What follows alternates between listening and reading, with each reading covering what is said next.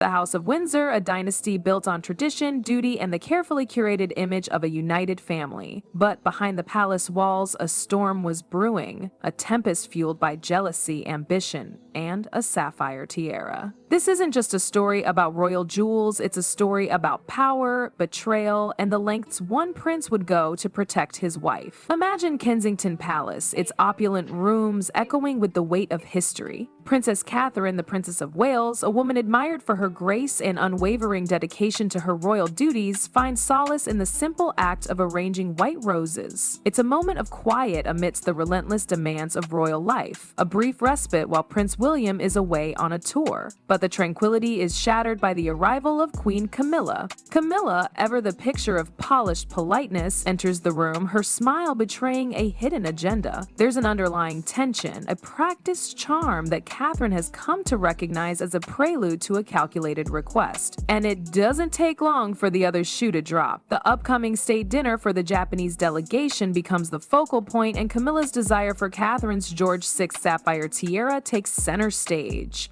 The tiara, a breathtaking piece adorned with deep blue sapphires, holds immense sentimental value. It was a wedding gift from the late Queen Elizabeth II, a symbol of Catherine's acceptance into the royal family, a tangible representation of the Queen's affection. To Catherine, it's more than just a jewel. It's a cherished memory, a connection to a beloved grandmother. Camilla's request, cloaked in the guise of royal duty, feels like a violation. She argues that the tiara's striking blue color would perfectly complement her gown and send a powerful message of unity to the Japanese delegation. But Catherine sees through the thinly veiled excuse. It's a power play, a calculated move to assert her dominance and diminish Catherine's standing within the royal family. Catherine initially tries to deflect, suggesting that Camilla could wear her sapphire necklace and earrings instead, but Camilla is relentless, insisting that a tiara is essential to convey the full majesty of the monarchy and present a united front.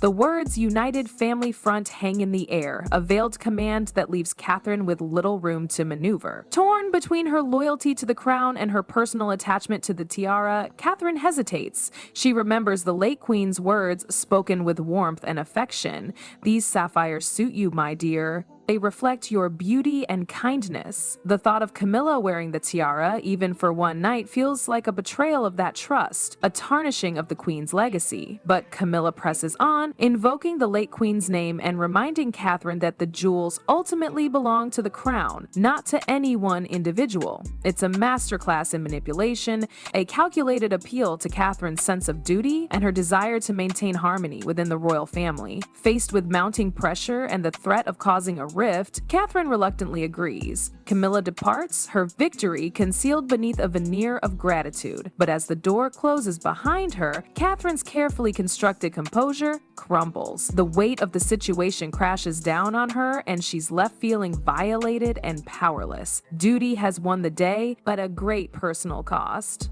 A quiet vow stirs within her. The tiara will return to her keeping, and its true meaning will not be forgotten. The news of Camilla's request and Catherine's concession spreads through the palace like wildfire.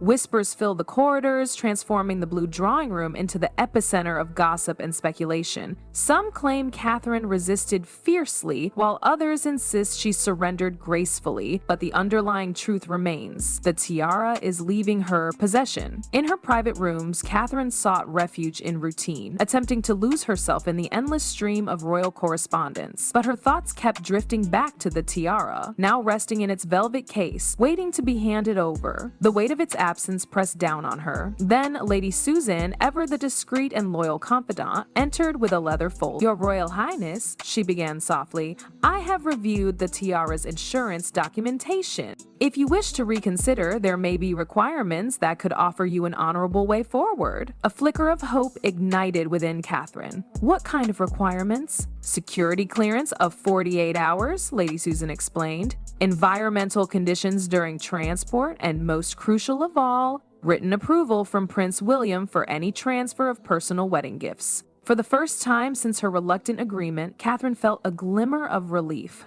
A loophole, a technicality, a chance to reclaim some control, but her hope proved short-lived. Camilla's team, efficient and ruthless, moved swiftly. Insurance waivers were signed, security clearances expedited, environmental protocols meticulously satisfied. Every obstacle Catherine might have clung to was swept aside, as if anticipated long before Camilla even stepped foot in the blue drawing room. Catherine realized with a jolt that her agreement hadn't been a choice at all. It had been the final formality in a plan already set in motion. The night of the Japanese state dinner arrived, a spectacle of royal pomp and circumstance. The state dining room shimmered with crystal chandeliers, gold-rimmed china, and polished silver. Diplomats, cabinet ministers, and high society figures mingled in their finery, a carefully orchestrated display of power and prestige. But Catherine was conspicuously absent. The official explanation, a scheduling conflict. The truth, however, was far more painful. She simply couldn't bear to stand in that room and watch Camilla wear the tiara, the late queen's gift, her gift. Instead, she remained in her private sitting room, the television screen her only companion. As the broadcast began, her pulse quickened. The emperor's arrival, the formal greetings, the sweeping shots of the reception. She braced herself for the inevitable, and then it happened.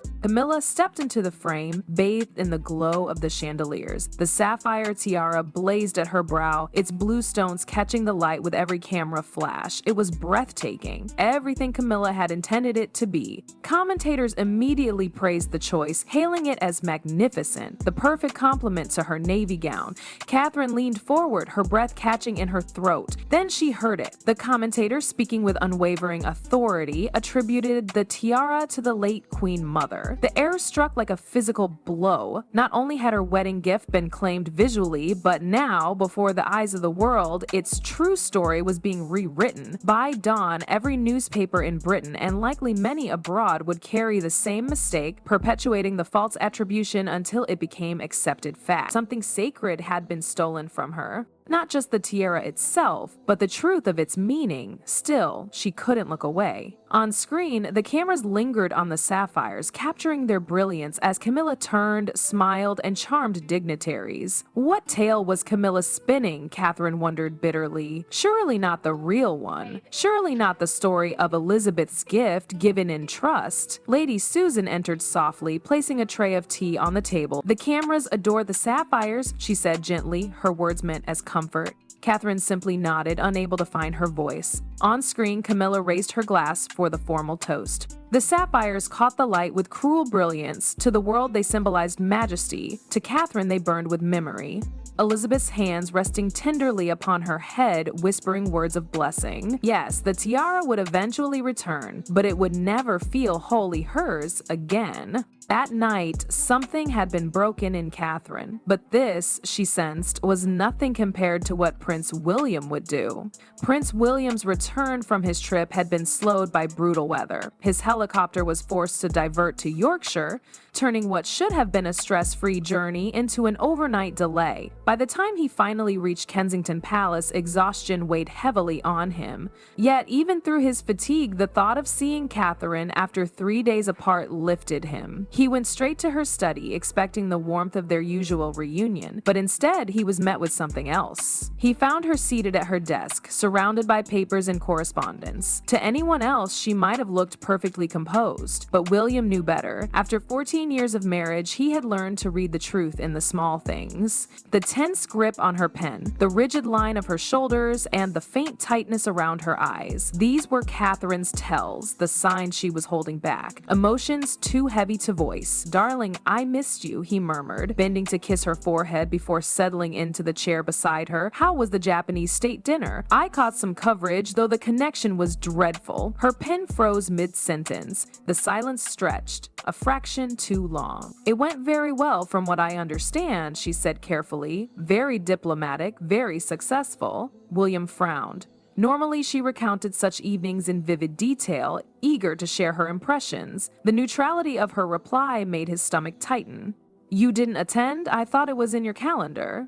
"I had other commitments," she answered softly, eyes lowered. Camilla represented the family beautifully. The tiara looked lovely on her. The words hit him like ice water. At first, he struggled to make sense of them. Then the realization landed, his jaw clenched. "She wore your tiara," he said slowly, the steel creeping into his voice. "The sapphire tiara." Catherine's composure cracked. Her eyes shimmered with unshed tears, betraying the storm she had tried so hard to contain. The sight ignited something fierce in William, an anger that shattered the careful diplomacy drilled into him all his life. "She asked to borrow it," Catherine whispered. "She insisted it was appropriate for the delegation. I could hardly refuse without seeming uncooperative." The words burned in his chest. He turned away, pacing to the window, his hands clenched. The sapphire tiara was not just another heirloom. It was his grandmother's personal wedding gift to Catherine. He remembered her telling him privately that the sapphires symbolized Catherine's steadfast spirit,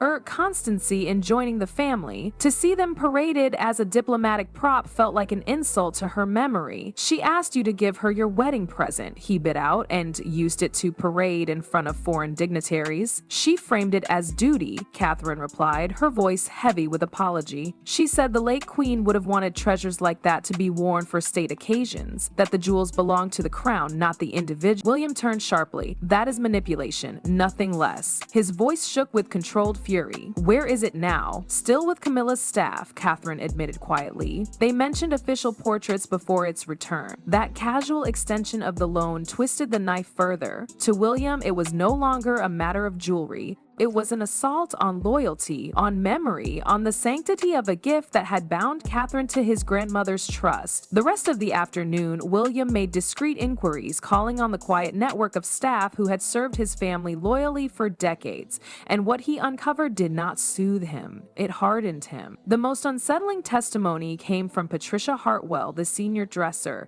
She met him in private, her voice trembling with a mix of reverence and indignation. "Your Royal Highness, this is not the first time. Over the past 18 months, there have been requests, personal items of Princess Catherine's, each time framed as family duty or diplomatic necessity." William's jaw tightened. "What sort of items?" "A few accessories, even clothing, for certain appearances." Mrs. Hartwell hesitated, then added, "Each time the princess complied, but afterwards she seemed diminished. The staff has noticed her distress." William's anger cooled into something sharper, a cold, deliberate calculation. This wasn't one misstep, it was a pattern, a slow erosion of Catherine's autonomy, hidden beneath the guise of solidarity and duty. To him, it looked less like tradition and more like bullying. Later, in a carefully arranged meeting, Sir Edward Piton confirmed the staff's unease.